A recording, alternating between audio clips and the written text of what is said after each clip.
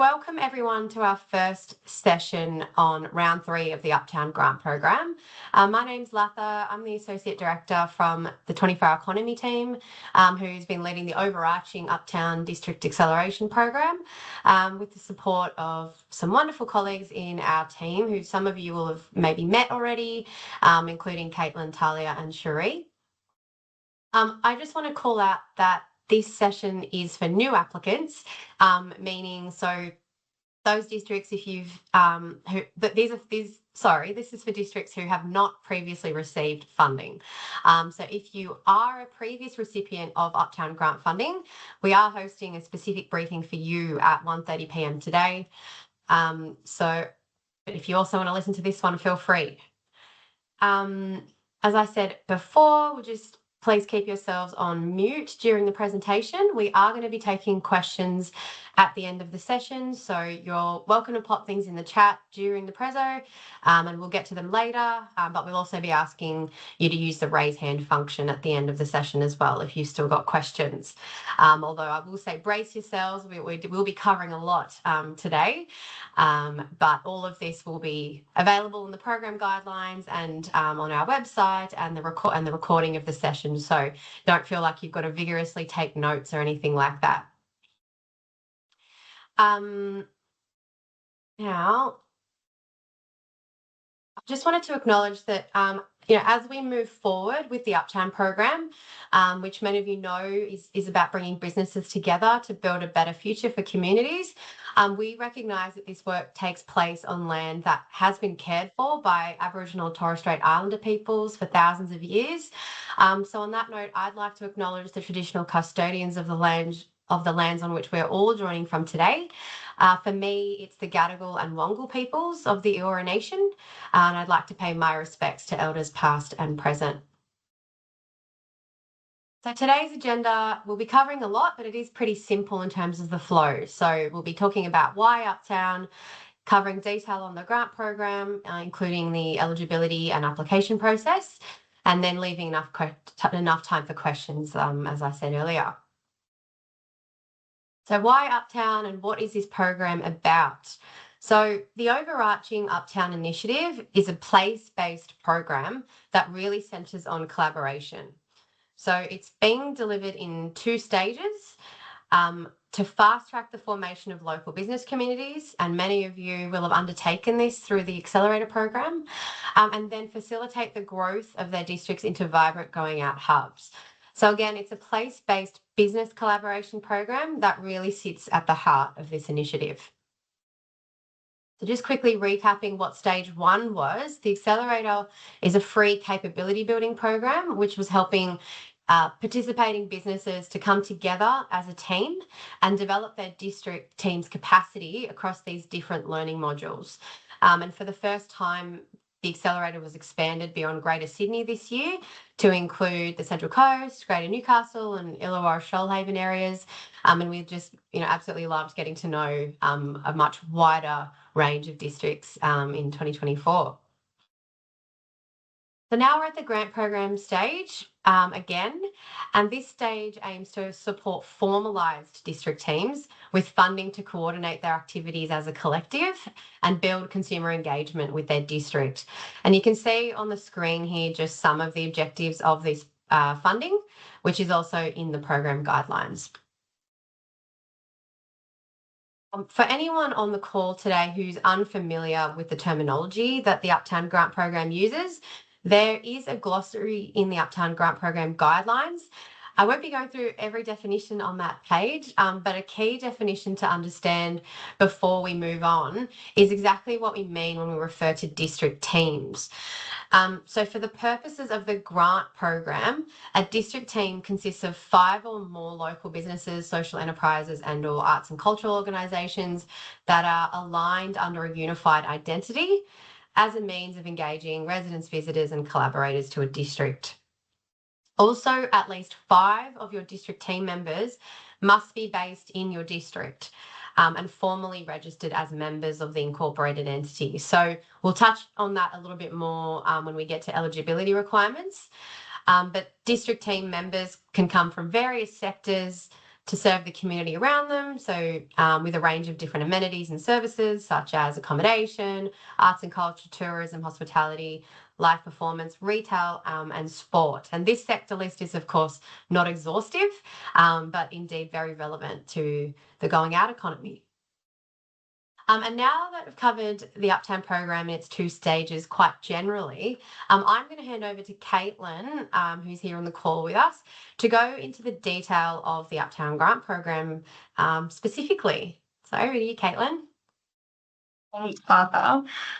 So starting with the eligibility for the program. So as Arthur mentioned, the district must be located within Greater Sydney, the Central Coast, Lower Hunter and Greater Newcastle, and Illawarra-Shoalhaven. This includes the 43 local government areas listed in the program guidelines. And just so everyone is aware, the eligible locations for this grant was designed to align with the eligibility of round 3 of the accelerator. So in terms of providing details on your location in the application form, you will be asked to select your LGA in which your district is located.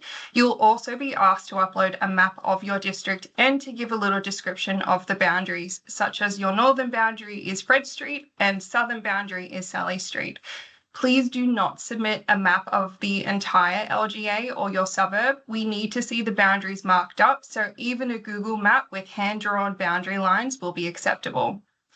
Secondly, the district team must be one of the following 3 entity types, so either an incorporated association, a company limited by guarantee, or a non-distributing cooperative.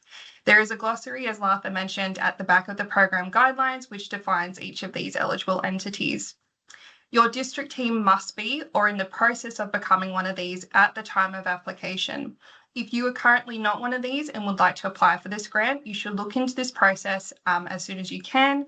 You can submit an application if you are in the process of becoming an entity, getting bank accounts sorted, or acquiring an ABN. However, you must have this evidence attached to your application. You will need to have these details in place by the 28th of February next year, otherwise you will not be eligible for funding. We also cannot provide district teams with any legal, business, or financial advice about entity types, so please again make sure you look at this ASAP so you can get advice as needed. Please keep in mind that resources on incorporation and governance that were provided as part of the accelerator will still be available and can be found on the FAQs on the grant webpage. In addition to the above eligibility requirements, district teams are not eligible to apply if they have received funding for the purpose of a community improvement district or a business improvement district in the past 5 years. This includes businesses that have multiple ABNs and have already used one of their ABNs to claim a grant. We are also asking that you talk to your local council and either get a letter of no objection or provide us with contact details of a relevant representative. Council engagement is incredibly important. We know that many of you are already in touch with them, but if you need support with finding a contact, please let us know. So moving on to details about the funding. So round 3 of the Uptown Grant Program is a pool of $5.5 million and does include 2 funding streams, so new applicants and previous recipients. However, this information session will be focused on new applicants, and so you may be eligible to apply for funding from $100,000 to $200,000. The funding can be used for 2 purposes, which are listed in the guidelines as eligible activities. And firstly, coordination. That is a chief wrangler or a dedicated coordinator to cement the district as having a distinct personality and offering and someone that potential partners can directly deal with. I'll go into more detail shortly on the expectation of this role, but whatever amount you're applying for, at least 50% must be spent on this first purpose. The secondary purpose of the funds is another important part of truly establishing a district, and that is consumer awareness of the district and communicating what the unique offering is in that district. Funding can go towards brand development, marketing activities, and trialling multi-in-venue events. Even for more established districts, there may still be some preconceived ideas about what your area can offer, and this funding is therefore designed to ensure consumers are engaging with the vision and the offering that the district currently has. We also understand that events and activations are an important part of building consumer awareness. So this time round of the grant, you'll see districts are allowed to apply for multi-in-venue events and activations. This is again to help drive further awareness, but also foot traffic into businesses. Lastly, projects must take place between 1st of June 2025 and 30 June 2026. Projects or work on your district can start before then. However, you cannot claim any costs for any work that started before 1st of June. So to go into more details on eligible activities, coordinators play a critical role to the management of your district. We know that a lot of you are running your own business or already have full-time roles, so this aims to ensure that there is someone focused on delivering for the district. Again, 50% must be spent on this activity. There are various forms in which the coordinator role can be set up, which are listed on the screen, as you can see, such as salaries, contract employment, or third-party provider. District teams will be required to provide evidence of any payments relating to the above activities, and payments must be in line with relevant standards, industry rates, and awards. Note that the coordination function does not need to be in place for the application. It is the district team's responsibility to appoint this role as they see fit. So to do a quick deep dive into the coordinator role and its function, it is a central contact point within the district. However, it is not the primary decision maker. Decision making should be done in line with your entity constitution or governance documents. We expect the coordinator to be undertaking the following functions. So coordinating the district team, including the admin, record keeping, reporting, and member engagement, being the main contact for the district team and for Team 24, as well as Create New South Wales, who administer the grant for us. They are also responsible for growing and encouraging membership, securing partners and collaborators, delivering the project plan, ensuring activities that are funded under the proceeds of this grant are delivered, and ensuring reporting requirements are met. So moving on to consumer engagement. The remaining funding can be used for consumer engagement activities, and consumer engagement is activity that goes towards developing and increasing consumer awareness of your district.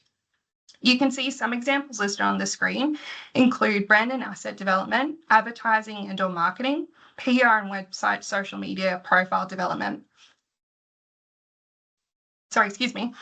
Now, I must emphasise that to be eligible to ask for funding to do multi-in-venue events, you must have evidence that you have already established appropriate brand and marketing assets for your district. Remember that this is seed funding to help you establish your district, not just for events. Events should enhance your offering as a district, not be the central focus. Evidence includes a logo, related brand assets, and consumer and face engagement tools such as online presence on socials that use the identified brand asset. The reason for this requirement is, again, that we want districts who are at the early stage of development to be putting the effort into creating good frameworks to ensure longevity. This is also so the content created for events has somewhere to live and you are building on the awareness of your district. You may have a preliminary brand and social media account in place that can be further developed as part of the program. You don't need to have everything established, but enough that you can communicate to the assessment panel that you have foundations for consumer engagement. We also encourage you to loop in with any local tourism organisations and see what existing channels, brands or assets they have that can be leveraged. Again, remember, this is not event funding, it is seed funding. So the idea here is that district teams are set up for the long term. If you haven't gotten your district set up to go out to consumers with events yet, then you should be using this funding to develop the relevant assets you need first. And you won't be assessed poorly for not having events in your applications. In fact, for round 2, less than 1/4 of new applicants actually put forward events as part of their application. So as an example of Uptown Grant funding being used for marketing and branding, this is Paddo Night Out. So in November this year, Paddo Collective hosted their Paddo Night Out, which was a one-night block party on a Thursday evening in Paddington. It showcased the best of Paddington with 20 of their venues in the district offering drink and food specials, live music, later trading hours, dining discounts, and wine tastings. It was massively successful, and the grant funds went towards marketing and promoting the event. Another example, so as part of City of Sydney Street series, for one day from 10 a.m. to 10 p.m, Stanley Street was closed off to traffic in a busy business area and activated for consumers. Stanley Street leveraged the festival through marketing the event and their participating venues. Their venues offered drink and food specials, live music, and dining discounts. They were also encouraging consumers to book venues ahead of time to further ensure they were driving foot traffic to their local businesses. Through the district's activations and marketing, they were able to shape the council-managed event into an activation that felt like it was by the district. And again, this was delivered using grant funding for marketing and advertising. So we know many teams that did the accelerator were keen on events and activations, so I will touch on a few more details on what we mean by multi-in-venue. And multi-in-venue events or activations refers to the programming of activities such as comedy, live music, dancing, trivia, bingo, etc. across a minimum of 3 venues within the district as a unique experience. These may be one-off or recurring events or activations, but multi-in-venue participation is compulsory. These events cannot be part of any regular programming for the participating venues. And what we mean by no regular programming is that activations can only be undertaken if they involve different activity themed to regular programming. For example, hosting a comedy night instead of a regular live music night, or hosting live music nights across the district venues that are all focused on putting, for example, female performers front and centre, or doing a particular style of music. Eligible multi-in-venue events or activations might also leverage existing events in the area, as shown with the Stanley Street example. We highly encourage you to consider what events may already be taking place within your district and creating your own in-venue activation to leverage the foot traffic. That might be local street festivals or sporting events, for example. Please also be specific about the event idea, include the dates, and provide details of what the multi-in-venue activation is and expects to achieve. There is a template in the application form that you must use, which will help you provide us with all that information. So we know there might be some questions around funded events and activities can only take place in venue. And again, the program is about getting businesses to start working together to build sustainable models that set the district up to be part of their communities for the long term. So why are we focusing on in-venue? And that is to drive foot traffic directly to your businesses. We want customers and money to be driven directly into your venues. It provides better brand awareness of the local businesses in the district and logistical efficiency. Organising an event inside a venue typically involves a fewer logistical and approval hurdles than an outdoor street event. Also, as some further clarification, in-venue does not mean indoors. If you are permitted to use outdoor space, such as a beer garden or an alleyway, this is considered part of your venue. So as a recap on ineligible activities, events and activations that require street closures, as mentioned previously, you may still undertake activations in venue around an event that has street closures. However, Uptown Grant money can't go towards any activation that occurs outside the district venues. Events and activations that take place outside of your district boundary, this funding is to go towards activating your specific area. And events and activations that are BAU within venues. So funding cannot go towards a continuation of existing programming that is already happening outside of a cohesive district activation. So while you're preparing your application, please keep in mind that there are also ineligible activities that cannot be funded under the grant. I won't go into the details here. However, these are all outlined on page 13 of the guidelines. This list is not exhaustive, so if you are unsure if an activity would be considered eligible or ineligible, please reach out to us anytime. Now to cover the assessment process. So a competitive grant program means that all applications are assessed against the published criteria.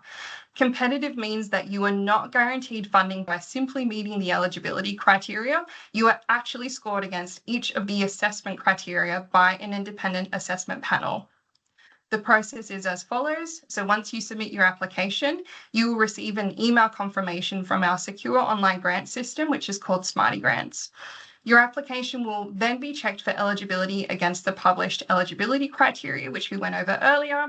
And if deemed eligible, your application will proceed to the next stage. If ineligible, you will be advised via email and your application may not proceed. The assessment panel will then assess eligible applications against the published assessment criteria, which you can see on the right-hand side here, and they will score each application individually and then collectively as a panel to make their final recommendation. Those final recommendations are then submitted to the Secretary of our department for approval, and then once recommendations are approved by the Secretary, we will notify applicants of the outcome of their application. Successful applicants will then be sent a funding deed to execute before the first instalment of the grant is paid. And all of this is to say that if you're ever wondering why this process appears to take so long, it is because of all these steps that we are working through to ensure that the proper process is followed as it should with any government grant program. Now on to how to apply. So you will find the application form through the Uptown Grant Program webpage.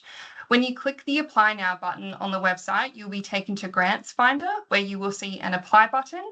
It will then take you to a page that looks something like this. And once you get to this page, you will need to click Start a Submission to commence your application. Note that you can save your progress and come back to it later. So there is no harm in starting an application now and reviewing the whole form. And in fact, we would highly recommend doing that. You can also download the form as a PDF and share it to collaborate on questions with your team members. Also, as a general tip, we do hear that people sometimes have issues with the Smarty Grants platform on a Mac computer. So if possible, try and use a PC if you can. You will then be asked to register to create an account with Smarty Grants, unless you already have a login.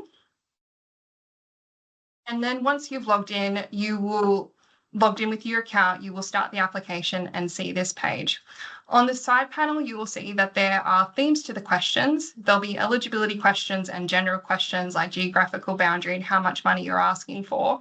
And then each page will have questions directly relating to the assessment criteria. So the district vision will ask for your district team's vision statement, and accelerated participants had the opportunity to develop this during the accelerated program. District team membership, that's an opportunity to demonstrate strength within the district team's membership, which should reflect your vision and team members' connection to your location. The project plan is a comprehensive plan that outlines the deliverables you seek to achieve, demonstrating alignment between the district team's vision and the objectives of the grant program. It will be at this stage that you submit an event plan to if you want funds for multi-in-venue activities. Budget, demonstrate clear use of funds in terms of the activities that will be undertaken. Governance and risk, here you'll demonstrate the governance structure of your district team in consideration to the management of risks relating to the project.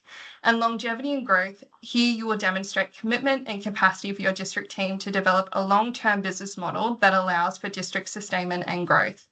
This criteria is going towards inquiring whether the team has the ability to be self-sustaining beyond the seed funding from this grant program. There are templates to download along the way as you complete their application process, and these templates will appear throughout the form process and must be used. The templates are for budget, risk management, and event plan if you're wanting to undertake multi-in-venue events. The templates can also be downloaded on the Uptown Grant webpage. The one thing we cannot stress enough, though, is starting your application early so that if you encounter any issues, there is plenty of time to resolve them before the closing date. So this leads us on to timelines. Applications open last Wednesday and close on the 29th of January 2025 at 2 p.m. Now, 2 p.m. does not mean 2:01 p.m. or 2 p.m. and 10 seconds. It genuinely means the system is closed out at 2 p.m. and you won't be able to hit submit. You have almost 8 weeks from today to get the application in, so please start looking at it. Once applications close, the assessment approval process that I touched on earlier will occur across February to March. Successful applicants will then be notified under embargo as soon as possible in April. And what we mean by under embargo is that you can't tell anyone the outcome of your application until we advise. Then a funding deed will need to be executed before the grant is awarded.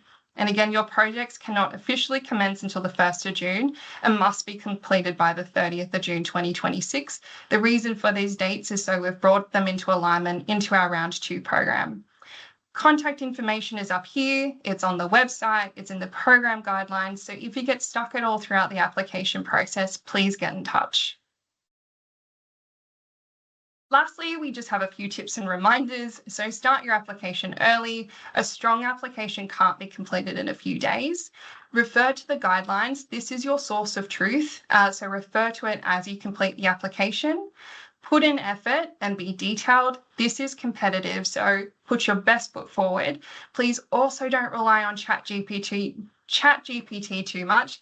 While it is a fantastic tool, assessors can tell though when you've just copied and pasted responses without editing them.